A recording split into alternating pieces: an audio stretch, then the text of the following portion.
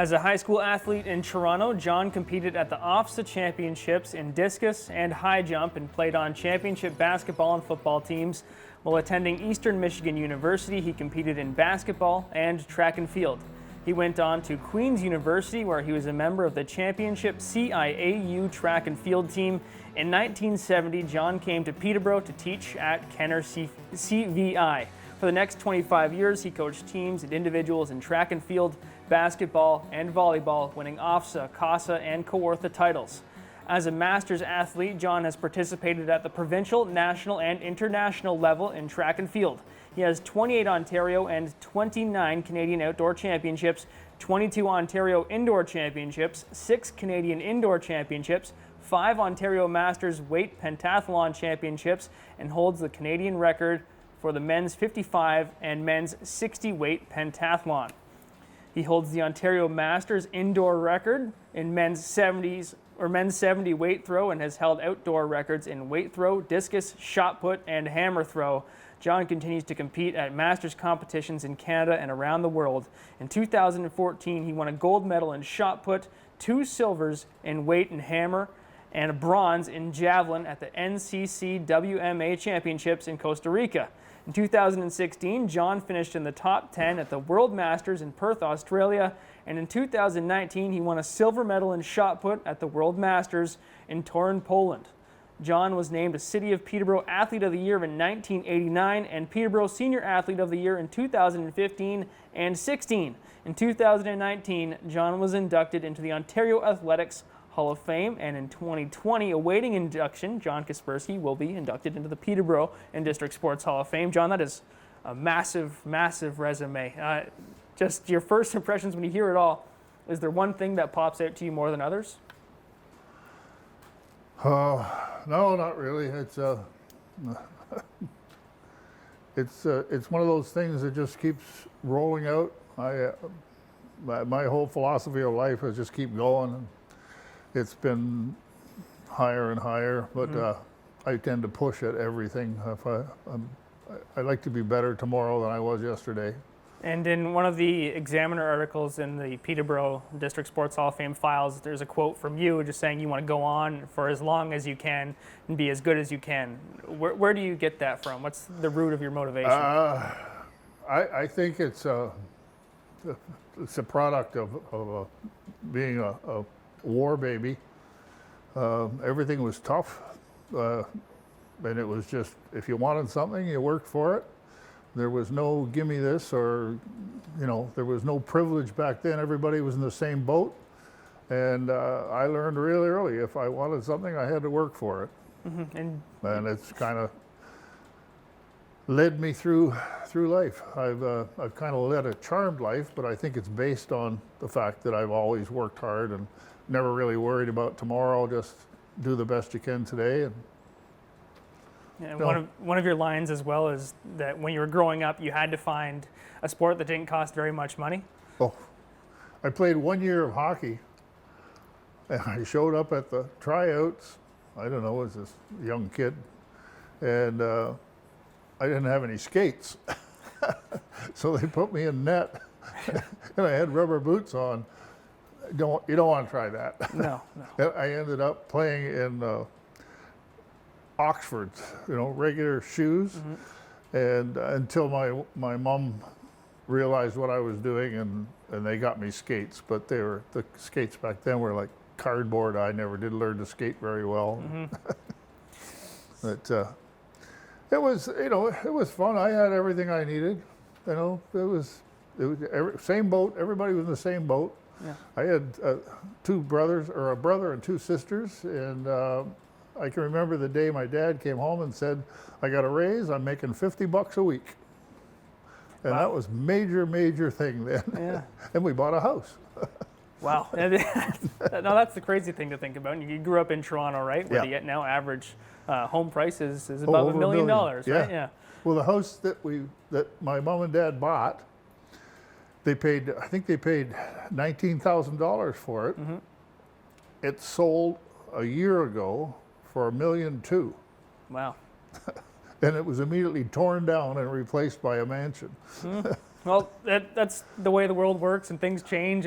And for you, when you change your sport story, it starts off, usually people are in their 20s and their late teens into their 30s where they're really competing at their highest. And for you, talk about an evolution. You keep on competing until you're in your 70s, and you want to keep on going. And even a couple of surgeries that derailed you for a little bit. But just take me through that, where you end up almost having your greatest accomplishments, these medals later on. I thought I was done. I had to have both my hips replaced. I got into powerlifting, and I overdid things, and with the football injuries, and my hips just got worn out, and I figured it was all over when I had my hips replaced. But Dr. Blastora here in town, he did the surgeries. He did an amazing job. He said I could go back and do anything I had done before, but don't try and learn new things, because falling and stuff would compromise the appliances. So I said, okay, fine. I found that I couldn't, and I think it's a mental block, I could not force myself to use my legs the way I had before. I protected them, and I still do. And other than that, it was just, I found myself in to start the weightlifting. I was in Toronto in the arthritic hospital. I had surgery on my left shoulder. They said they couldn't do anything for me. Come back, it has to be replaced. And he said, when you come back, I need you to bring as much muscle with you as you possibly can. That's the only way this was 25 years ago, it's the only way this surgery is successful. And I started lifting weights. I'm proud to say I still have both my own shoulders. I just kept on going. I have a tattoo that I got in Australia or in New Zealand. It says Kia Kaha, and it simply means strong forever. And I try and think about that every day. Just stay as strong as I can, as long as I can, and whatever else happens, happens. And you didn't start lifting weights until, I know you have a long athletic background and history, but you didn't really start getting seriously into powerlifting until 25 years ago? No, I was born with the one thing that you cannot teach, my size, and I was fast and strong, naturally strong. The angles and my joints and all that stuff they lent themselves to really being strong. So I never lifted weights. I never really bothered with it until off and on and stuff, and in my teaching and that. No, it wasn't until I was told that I better put some muscle on to make the surgery work. That's when I started really lifting weights. And that's then when you started doing events like hammer toss, shot put, discus. Yeah, I was. I think I was 39 years old. I was 39 years old, and a friend of mine at Kenner was into track and field, and he saw me coaching, and he said, you should go out for the Masters. I'd never heard of it. And I said, I don't want to make a fool of myself. And he said, no, I think you'd win. And so I went out, and the first meet, sure enough. And I found a guy that was really a good hammer thrower. I'd never even seen anybody throw the hammer before. And I said, can you show me how to do that? And he said, yeah, but he said, it'll take you 2 or 3 years before you even throw 20 meters. Well, I threw 38 meters the second time I threw the thing. It's just, I just have a knack, always have had. If I can see it, I can do it. Never was the best, but never was the worst either at anything. So. And I gotta ask, did you ever compete in the Highland Games? I've actually had people ask me about that before. It's interesting to watch, but it just never appealed to me. I'd like to try it. Like I'm getting too old to it now, but the hammer throw is a different kind of hammer, and the caber toss would be fun. I think I'd like to try that but now without the leg strength, I don't think I'd be any good at it. But it was fun to watch, especially the throwing the weight or the stones and stuff. When I first started, the first weight that we had to throw was 56 pounds, I think. And I had my own made up. It turned out it was like 80 pounds or something. I had no idea. It's resistance training. It sure helped. Yeah. Now, you have so many accomplishments and credentials. Just some of them are right here. In the hour that we're going to be talking, it seems impossible that we're going to touch on every single one of them. But if you can highlight what we have here with us, because that's a lot of medals just sitting here with us. This was at the North American, Caribbean, Central American Championships, and it was in San Jose, Costa Rica. And one of the things, that I'm a member of the Throwers Club in Toronto. What we always try and do is when we go to meets and we enter multiple events, we try for a set, gold, silver, and bronze. And that's the thing. And then if you didn't get one, you had to buy the beer. Well, I got gold, silver, bronze, and bronze, and I got lots of free beer.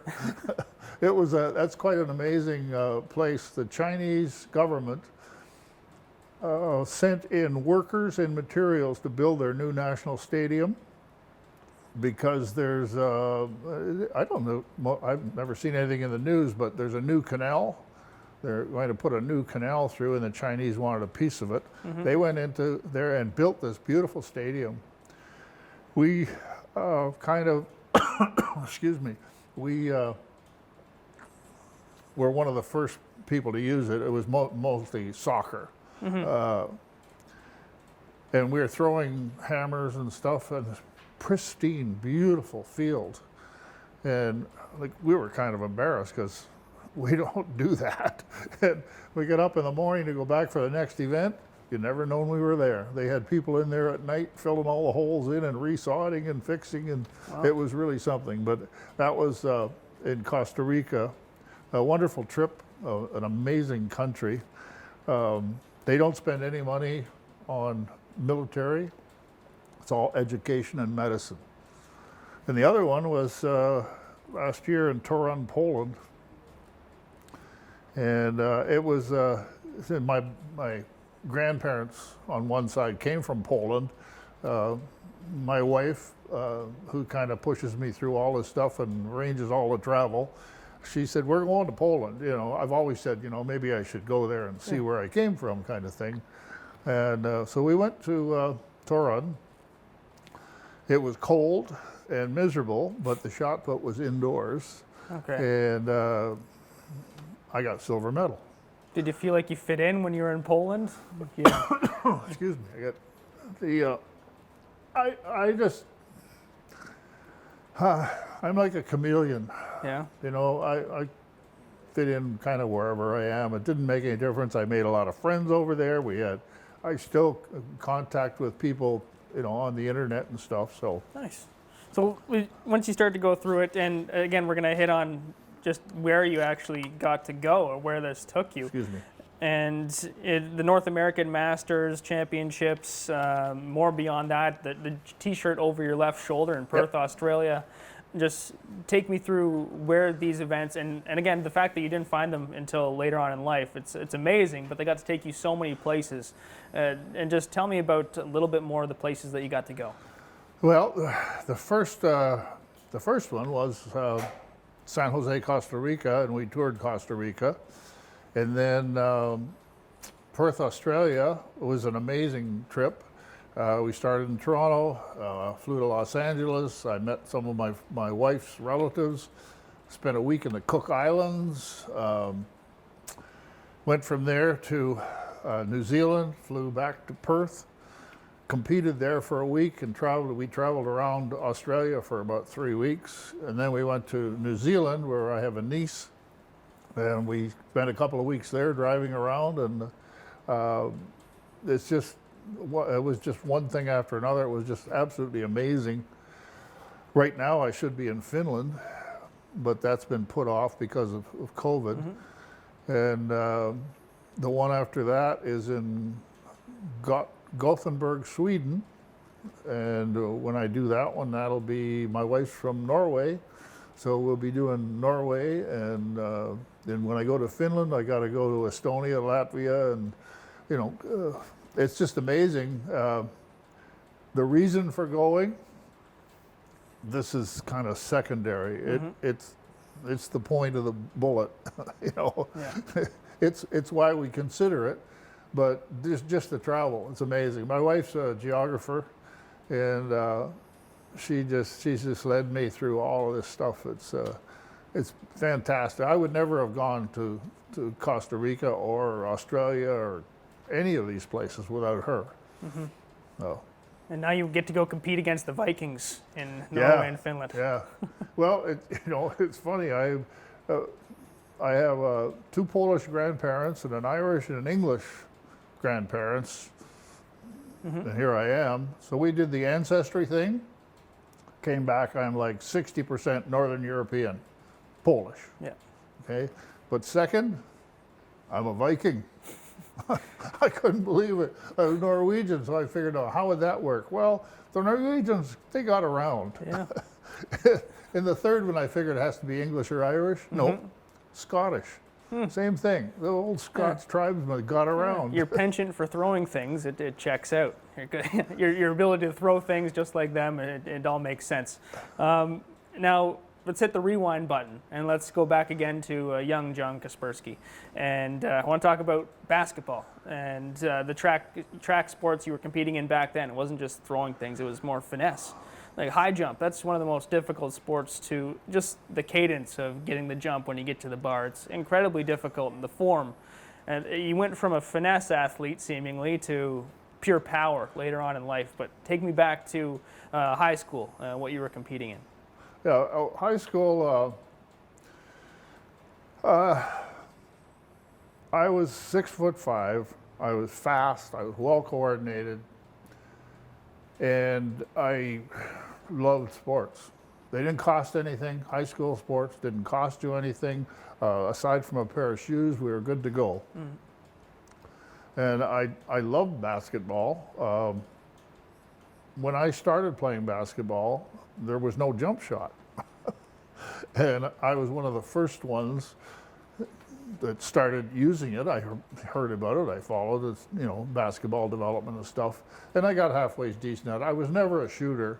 I was more of a defensive player. I could jump, and I had really good timing. So I was a shot blocker and a rebounder. I got a lot of layups, and that was about it. If I had to go more than 6 feet away from the basket, I may as well have given it to the other team, So never was a shooter, but I was lucky. Never got hurt. I was 6'5", about 195, 200 pounds, bigger than almost everybody, and it just worked. I was at the right place at the right time. And with the track and field, I competed in everything. The only thing I didn't do was distance, because you had to work at that. There was no way I was. The other things came with strength and speed. And I remember running 440-yard dash, and I don't know why they put me into it, but I got to the end of it and I passed out. I couldn't believe it. I never did that again. You were able to push yourself to the point, I guess. Well, that was the thing. It was, I've never gone into anything without trying to win. And I was trying to win, and I pushed myself past. And I just remember a blinding headache, and next thing I knew, I was awake and saying, what the heck happened? And, an interesting story, I was lucky enough to have a coach, Teddy Toogood, who's in the Canadian Football Hall of Fame, I believe. And he was quite amazing. He came out, and he saw me in the track and field and stuff. He knew me as an athlete, a football player. And he tried to talk me into becoming a decathlete. And I'm thinking, decathlete, 1,500 meters, that's not going to happen.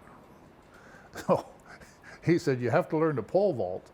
Well, pole vault back then was an aluminum pole. They had some bamboo poles, but I was too heavy for them. They just split her.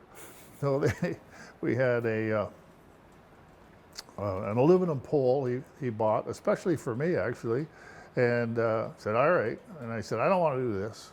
He said, well, if you're going to become a decathlete, and in the back of my mind, I didn't want to say no, but I said, well, I'll try it. But I said, how high do I have to go before I can say I don't like this and I'm not doing it anymore? And he said, well, you have to vault 8 feet. He said, if you can vault 8 feet, I'll leave it up to you. I said, okay, fine. I'd seen it. And a friend of mine was a good pole vaulter. He was a gymnast. And we kind of, behind the scenes, worked at it a little bit.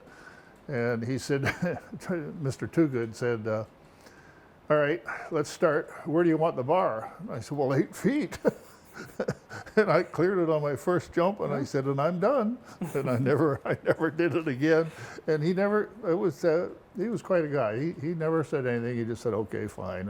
And he said, you should be doing this because, I could hurdle, I could run, I could throw, but it wasn't in the cards. I just saw that 1,500 meters. And if you watch the Olympics and stuff, even our best guys at the end of it, it's just killer. Yeah. And I didn't want any part of that. The rest of the track and field, I learned to throw the discus. In those days, we really didn't have any coaching. It was, this is a discus, and and here's a picture, and I was lucky. Like I said, if I could see it, I could do it, and I got better and better at it. Good enough to make it to OFSA. Didn't win. In fact, I didn't even medal. But same thing in the high jump. I was able to jump my own height. Well, not really. I cleared 6 feet, which was unheard of. And but it's like up to my nose, or it was no big deal. And once again, that's something you really have to work at. And the pits that we jumped into were sand. No big mat. No mats. Oof. And it was sand. And no thanks. Just approaching the pole, it's daunting no matter what, right? When you're angling up to it, and you're usually, for I guess people my age, you're in gym class, and there's a mat on the other side, and you're approaching it on a hardwood floor. So if you miss the pole, it's hardwood. But it was just all sand for you? It was sand. I qualified for OFSA. It was in the high jump. It was held at Guelph University, and Mr. Toogood drove me down there. It was on a weekend. He drove me down to Guelph. We got there, they had a new pit, and the pit was sand, and somebody, in their infinite wisdom, put a 2x4 barrier around the sand. No. Well, my first jump, I landed and rolled and smashed my ankle onto the wood, and that was the end of it for me. I kept on jumping, but I was scared. That hurt. Yeah, well, it's a leap of faith. Right? I just wasn't able to do anything. But that was the way things were back then. And if you jumped into sand, and my trajectory wasn't up and down, my trajectory was long one, and it didn't work. No, you lose control. And then going forward from high school to Eastern Michigan University in basketball and track and field. And you said you only competed in basketball for 1 year there? Just 1 year. I never completed high school. I got a job. I was working midnights and going to high school because my mother wanted me to finish. Nobody had graduated high school in my family. And I wasn't interested. I was only interested in the sports. So I was working at the airport in Toronto. I was in the machinists union. It turned out I was making more money than my teachers were. And I got a rough time at school, and I blew it off, and I worked at the airport. A friend of mine who was an All-American gymnast called me and asked me if I was interested in going to school. And I said, what do you mean? And he said, well, he said, the freshman basketball coach here, I was talking to him, and I was telling him about how well you played in high school and stuff, and he's willing to give you a tryout and stuff. And I said, well, why not? So saved up some money, sold my car, got on the bus, and ended up at Eastern Michigan University where my friend was going to school. And like I said, I was the second shortest guy trying out for the team, which was new to me. And all of the other cultural things that were going on around me, I was like a fish out of water. I had never seen any of this stuff before. And I played, but I hadn't played for a couple of years, and it just wasn't there. And I wasn't really that willing to work at it. And so I talked to the track coach, and he said, we'll give you a tryout kind of thing. And I was just as good as anybody they had because I was so strong. Got me a job, and the rest is history. I stayed there. I ended up teaching there for a couple of years after I graduated, and then my son was born, and this was in 1968, 69. Things were pretty bad in Detroit, and I was right outside it. And some of the things that were going on were just, well, they weren't Canadian. And I didn't want my son growing up in that kind of crap. So I had job offers, and I thought, no. My wife decided, and I decided that we're going back to Canada. When I came back to Canada, I found out that I had had some bad advice when I left for the academic stuff, and I had to go to Queen's for a year to get my Bachelor of Education degree, which was fine, and I competed there, and it was lucky. I used that experience so many times when I was talking to kids about playing on teams. At the CIAU championships, Rolf Lund was the coach. He came to me because somebody in the phys ed class had said, you should see this guy throw the discus. Well, I wasn't nearly as good as I used to be, but I was still better than people who'd never done it, let's put it that way. And he asked me if I would compete for Queen's. And I said, well, kind of what's in it for me? And he said, well, you get to go to the Ontario Championships, the University Championships, and it's kind of a free ride, meals and such, and you get a shirt, kind of thing. So I said, yeah, why not?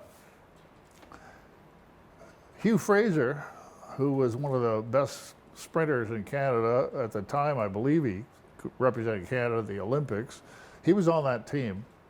And we were in London at the CIAU Championships, and Hugh was winning everything, no problem. He must have scored 45 points. Well, we won the CIAU Championships by 1 point. I scored 2. So I use that to show the kids just how important every team member is to the final outcome, no matter what. I did nothing really compared to what the stars were doing, but it was my 2 points that pushed us over the top. So it's kind of like Wayne Gretzky and his brother. They hold the record for most NHL points by siblings, right? And his brother has, I think, like 10 points, something like that, or just a handful of points. Now, the time at Queen's, I've noticed in some of your shots from the Examiner articles, you're wearing a Western University shirt. Yes, my son-in-law is chairman of the applied mathematics at University of Western Ontario, and so I inherit a lot of stuff, Christmas and birthdays and stuff like that. I get stuff from Western, and the history with Western goes back. The coach, I believe it was Johnny Metris, was the coach back then. I was supposed to go to Western and play football, and it was all set up through alumni. There were no scholarships then, and there was no way I could afford to go to university. There was just no way. And so what do? Is I dump grade 13 badly, and I get a job and all this stuff. So Western went by the wayside, but that's where, had I stayed in Canada, I would have played football at Western. I was assuming there was a football angle to the Western shirt. That's what I was trying to get to, because we've kind of flirted with your football history, but and based on your size and everything you've described, it seems like this guy played football. Yeah. So just tell me about what positions you were playing, what kind of accomplishments you had in Toronto high school football. Well, we were in the suburbs, Burnhamthorpe Collegiate. We were in the TDIA, and once again, because of my size and speed, first of all, they tried to put me in the line, and I was smarter than that. I wasn't doing that. I was fairly skilled, so I played pretty well every position. I was a tight end. I was a cornerback. I actually quarterbacked for a while when our quarterback got hurt. I was a running back. I did everything, kind of wherever they needed me, because I was good at everything. I wasn't the best at anything, but I could do anything. So I got placed here, there, and everywhere, and it was kind of fun. But I forget what year it was, but I fractured my skull playing football. And it didn't What was the helmet made out of before we go? Oh, that was the old Wilson. I think it was Wilson helmets. They were made out of plastic. Okay. Some kind of heavy plastic, but they had 5 holes drilled in the top of them for ventilation. Well, there's a guy who actually ended up playing in the CFL. He was the fullback on Richview Collegiate, and the guy was an amazing football player, strong as a bull. And it was my job to stop him. I was playing middle linebacker. And we went helmet to helmet. Mine caved in and his didn't. It's like Easter morning. And that was it. I remember, I was told, I don't remember too much about it, but at halftime, they found me passed out behind the bench. Woke up in the hospital. You could have died. Could have. Quite easily. Yeah, could have, probably. I've been knocked out 3 or 4 times. All the stuff with concussions today, and back then it was, how many fingers have I got up? Yeah, you're fine. We didn't have the protective equipment, and I can imagine what that hit sounded like. As a future CFL fullback, and then you as the middle linebacker, and the skull crack that had to be. Yeah, well, it was one of many hits during the game. He was their guy, and I was our guy to stop him, and that was it. It was just me against him. The rest of it was immaterial, and we just bashed each other through the whole game, and through the first half anyway. And like I said, the helmet caved in and cracked my skull. And was that the last time you ever played football? No, I actually played after that, but I started to have some problems, kind of dizzy and stuff and everything, and they sent me to a neurologist, and I had some minor brain damage. But they said, it'll probably, it'll go away if you just don't play anymore. Yeah. And at that point, that's fine with me. I don't play anymore. So I never played any more football after that. But football was my best sport. Yeah. I really enjoyed playing it. I met a lot of wonderful people, but that was it. I was smart enough. But, I can remember, though, my mother telling me I wasn't playing anymore. That was a couple of years before I quit. Where were you? I was in the library studying. All right. Like, she knew, but yeah. She just didn't want me to get killed. That's fair for a mother, right? Yeah. After you've fractured your skull playing the sport, it's completely understandable. Did you have CFL aspirations? Did you have pro aspirations? No, not really. Back in those days, we never thought about pros. hockey was the only pro sport, you know, and I didn't play hockey. I couldn't afford to play hockey, and but that was the only. A lot of guys that I knew played hockey, and their aspirations were, of course, to go as far as they could in hockey. Yeah. But in football and stuff, it was just no. It was just, this is what I did today. I wonder what I'm going to do tomorrow. There was no big deal. So. That must be a nice way to play a sport. It Sorry? must be a nice way to play a sport, really, without the pressure that a lot of kids have now. It's the same thing what I do now. There's no end to it. There's no need to think about anything except continuing. You know, in the fractured skull, it sounds terrible, but it was just a crack. It wasn't depressed. No, it's terrible. My brain wasn't hanging out. I know that, but a fractured skull is a terrible injury. injury. Big deal, really. Can't say it was no big deal.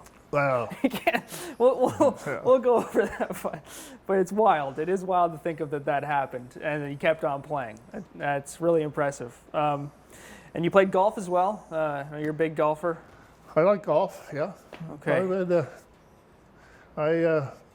I ruined golf for myself, though. I got competitive, and I started to work at it, and I work at it. They told me when I started, Kelly Mills, a guy here in town, he's a pro, he started teaching me, and I took it up. He said, you have to practice. Okay, fine. He said, when you break 100, I said, okay, fine. I broke 100, and I broke 90, and I broke 80. And then I realized I wasn't having any fun anymore. I was upset if I didn't score well, and so I quit that. I don't practice. I just play, and it's fun. I shot 79 this year, so wow. That's not bad for a guy who didn't start until he was 55. Or anybody. It's not bad for anybody. Yes. It was a fluke day. Everything went right. And you've collected all this experience, all these different sports, and you end up being a teacher. So it's all serendipitous when it comes down to it, right? It all comes together for a chance for you. Sorry, serendipitous. So it's just a lot of different things coming together for all these kids that get to experience your experience now when you're at Kenner. So how much of a joy was it for you to coach and pass on that knowledge? Oh, a lot of people go through life doing what they have to. When I was 16, I was coaching Kiwanis football in Toronto. I knew exactly what I wanted to do with the rest of my life, even though I didn't verbalize it or it wasn't on a conscious level. I look back on it now, I never wanted to do anything else. And with the kids at Kenner, amazing kids over the years, absolutely fantastic experience. I never had to work a day in my life. Yeah. I just went and played with kids. It was wonderful. And the phys ed, I taught phys ed there. I started out teaching science, actually, and once again, a fluke thing. I was in town, no job, and I had offers in Toronto because people knew me, but I wanted to stay here. How'd you get to Peterborough? I came back from the States. I had 2 Great Danes and a big 60-foot trailer that I lived in. Yeah. The nearest place I could get to Queens to park it was just outside Peterborough. Okay. That's how I came to Peterborough. And then I thought, this is a wonderful town. A lady that was teaching at Kenner got pregnant. I got her job. She never came back, and I never left. I just absolutely loved it there. Mm-hmm. Great kids and a wonderful staff and supportive. It's the whole community of Peterborough. I can't say enough about the support that I've received over the years. Not directly, just the opportunities and the feeling and I don't know, people say it's an old boy network and all this kind of, I've heard all this crap. But it never was for me. I was taken in and supported and through the whole thing. My family, my wife was a registered nurse. My ex-wife was a registered nurse. She's since passed away. She got a job right away here. I got a job. I worked construction for a year, and then I got the teaching job.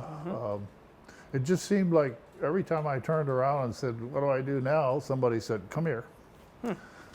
And that's the way it's been all the way through, all the way through. I've always tried to do that for the kids and stuff too. But Peterborough's an amazing community, absolutely amazing. Everywhere I go, I talk about Peterborough, and it's amazing how many people in these other places knew where Peterborough was. Why did they know about Peterborough? Peterborough Pete's. Yeah, Peterborough Pete's. In Cuba, I had a Pete's t-shirt on. Yeah. Hey, Peterborough Pete's, you know. What? Okay. Was it a Russian? That makes sense. No. Yeah, in San Jose, Costa Rica, I won the shot put, and they had the medal ceremony with the flags and the whole bit and everything, and they played the national anthem, and I'll tell you, that's an amazing experience. Yeah. And I was standing around afterwards talking to some people, and a guy came up to me and he said, "What's going on here?" I said, "What do you mean?" And he said, "Well," he said, "I just heard the national anthem." And I said, "Oh," I said, "that was me." I said, "I won the shot put and everything." "Oh, good." Then we got talking. He was down there for some medical reasons. They have an amazing medical setup there. And he said, "I have to get home because my fiance's parents, it's their 40th anniversary or 50th anniversary or something." And I said, "Oh, where's that?" And he said, "Peterborough." And I said, "Well, that's where I'm from." He said, "Yeah." And he said, "Do you happen to know Robin Creedon?" And I said, "Well, yeah, Robin Creedon was my boss for 30 years. Well, he said, "That's where I'm going." Wow. Here we are standing in the middle of a stadium in Costa Rica, and this guy comes up and all this stuff goes on. That's something you don't think about.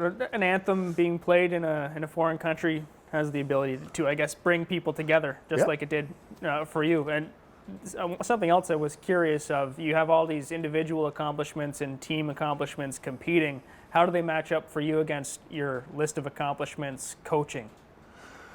Oh, totally different things. I really like coaching because you really got to know the kids on a different level. But I got to admit, I was probably too competitive. It bothered me to see my kids mistreated in my eyes. And I know there are people who say what a jerk I was as a coach, but there was no way I was ever letting anybody do things to my kids. That a few incidents I had where I was, say, gently removed from the premises. Yeah. But no, I absolutely love the coaching. I love the kids. The South End kids, the families, the history. I bet there's a dozen of them in the Peterborough Hall of Fame. And a lot of them I was lucky enough to be associated with. I can't say enough how much I enjoyed the coaching. I don't think the teaching it was like that allowed me to coach. Yeah. Really, I really enjoyed the coaching. The time spent at times, it was a little hard because of the facilities that we had to share with so many different teams. Kenner was an amazing place for sports. We had 4 or 5 different teams in different sports going all the time. And so to get facilities, there were times when I'd have to show up at 6 o'clock in the morning to have a practice, and the kids would be waiting at the door when you got there. And sometimes you you wouldn't get home till 9 o'clock at night because the only time you could get practice time was like 6. And then there was no end to it because there was nobody coming in after you, so you'd stay as long as you possibly could. But no, it was a phenomenal experience. Don't regret 1 second of it. There were some bad things happen, of course, like over almost 30 years. But generally speaking, loved every minute of it, loved the kids. Once again, it was just the whole community. The support was amazing. And I'm not from Peterborough, but I know of Kenner's reputation as their athletics reputation, and that is tough. Well, they had another reputation too. When I first came to Peterborough, they said, go to any school, but don't go to Kenner. Yeah? I went down there, I don't know what they were talking about because it was amazing. Were you the root of the tough reputation for Kenner sports teams? Were you part of that? I don't know. My influence is for others to decide, not me. Could it be perceived that you were the root of the tough reputation? Or No. Okay. No. The kids, they were honest kids. They came from working families. They're honest kids. They knew the value of a buck. They told the truth. They were tough as nails, and they were just amazing to work with. Like I said, I had problems with some, but very, very few, and none that went unsolved. Yeah. Those kids I still run into kids and, remember the time we went here? Remember the time we did? I got stories that'll could probably put some of them in jail. But we'll keep them really. out. Yeah, no. Not really. And just like I said, phenomenal, amazing. I was so lucky to get into the situation I was in. And John Grant Jr., he's a Kenner kid. Tracy Kasperski. Oh, more all big those, names. Yeah. Yeah, all those guys. The Evans boys, Bobby Roode, Richard Anderson, so many. I don't want to, like Steve Peters. I hesitate to say names because there are so many that I don't want anybody ticked off at me because and I revered every one of them. I thought they were just wonderful. No matter how many times I had to grab them by the ear, they were still wonderful kids. Just. And you mentioned before we started that you did mention your wife a little bit already in helping you get to all these places, whether it be Australia or Costa Rica or Poland, but said you need to make sure that you credit your wife. So here's your opportunity. Yeah, happy wife, happy life. My wife, Kim, has been amazing. She's my backbone. I would not have traveled. I would have stayed home on occasions where she would kind of say, you've been working for months for this, and now just because you don't feel very good, you're going to take the day off and miss something, and things like that. She threw for a while too. She wasn't. She was a pretty good athlete, I guess, in high school. I didn't know her then, but she actually threw with me for a few years. It wasn't her calling like mine. She went with me and she enjoyed it. And the big thing with the stuff I do now are the people again. It's just amazing people. You see these guys. I was in North Dakota or somewhere, I forget now exactly, at a track meet. And I watched a guy 101 years old run a mile. Didn't run, but he ran a mile. He moved a mile. Yeah. It was fantastic. Yeah. And I happened to get a medal, and on the medal was this guy's picture, the bust. Yeah. Apparently he was a fixture there. 101 years old though, and he ran a mile. Yeah. I can't walk a mile now, I don't feel, without kidding. Amazing people. I've competed against world championships or world champions. There's a fella here that in Canada, his name is Boris Zaitchuk, He's the Russian master of sport, first man to throw the hammer 300, I forget, 300 meters? No, not 300 meters, 300 feet, I guess. World champion, Olympic champion, and little John from Peterborough got to compete with him. Yeah. It was an honor. Al Order, who's since passed away, won 5 Olympics, I believe. I didn't compete against him, but I saw him compete. All of these opportunities that came along, and we'll get back to my wife, an awful lot of them wouldn't have happened if she hadn't have been there to say, let's do this. The Poland trip, I almost backed out of it, and she said, no, we got to go. We have to go combine all this stuff. Australia, no way I would have ever gone to Australia. How do you get to Australia? But she arranged it all, and Great. She's been great. Yeah. Still is. Yeah. And you mentioned in one of your articles as well that you wish there were more people to compete against in the Masters division or the Masters class. But is that almost a blessing in disguise because you get to know all the people that you're competing against? Yeah, I'm on the internet. I keep in touch with people from all over the world that I've met, and all different backgrounds, and some of them I don't speak the same language. Luckily, there's translation services and that kind of thing. But the people are they're quite amazing because I think probably because they all walk the same track that I do. It's keep on going. I don't see an end. I guess there will be, well, obviously, but I can't see an end to mine. I work out 5 days a week at the Y. I wish they'd reopen. I have a training partner, Jeff Toohey. Oh, great. Who's quite well known around this place.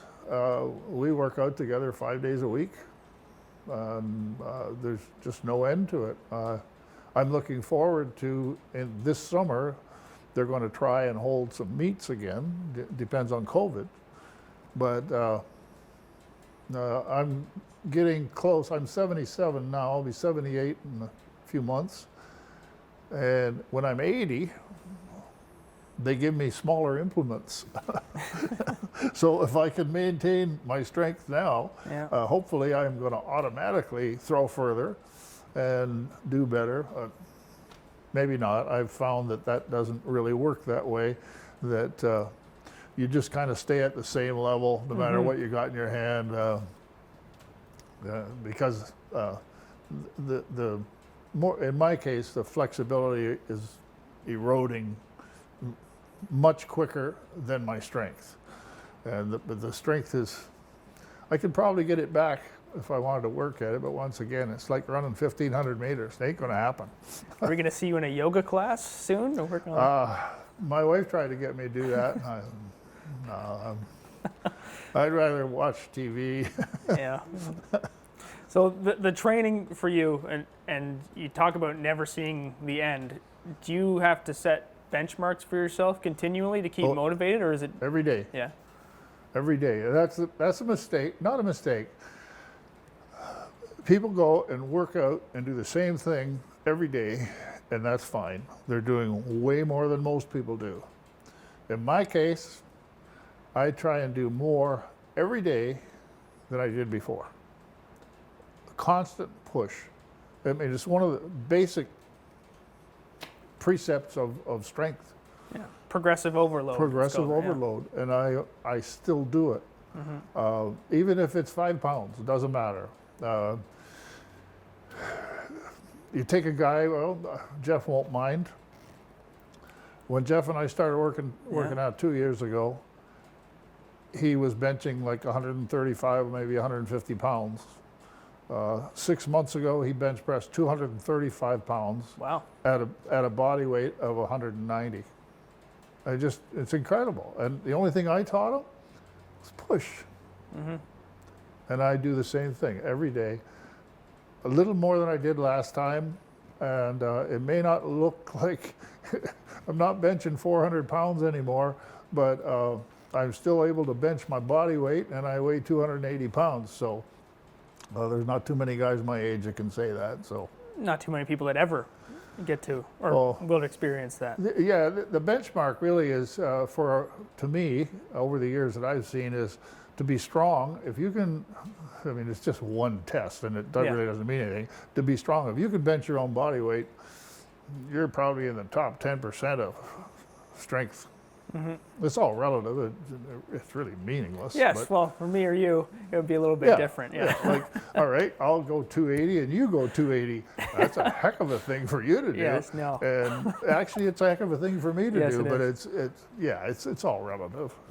So I showed up in Poland. You can see in the picture, I'm 50 pounds heavier than the guy that beat me. Wow. He's got 2 legs, and he's got good technique. I got no legs, but I was stronger, way stronger. I could have probably thrown him and the shot, but it's. Do you enjoy training just as much as you do competing? Sorry? Do you enjoy training as much as competing? Is it on the same level? Yeah, different way. It's a different thing. I enjoy it. I go to the gym, ride the bike, and watch the news on the TV on the bikes now. Then Jeff and I work out, we chat, we talk about life. He's got a couple of real young grandkids, and he shares his experiences with me with the kids, and that's one thing I miss. I always tell my wife, I said, if you ever get a chance for me to hold a baby, please. That's one thing I really miss is you sit down and, I don't know, little kids are just, I don't know how to put it. But that's something I really miss when I look back in the photo albums and stuff when my kids were little and friends' kids were little. It's just so neat to be around these kids that are so agape. And it's a good perspective to have still, right? And to know that that's something that you miss. And something, as we wrap up here, there's something that I always want to know from everybody. And what do you believe your sports legacy is in Peterborough?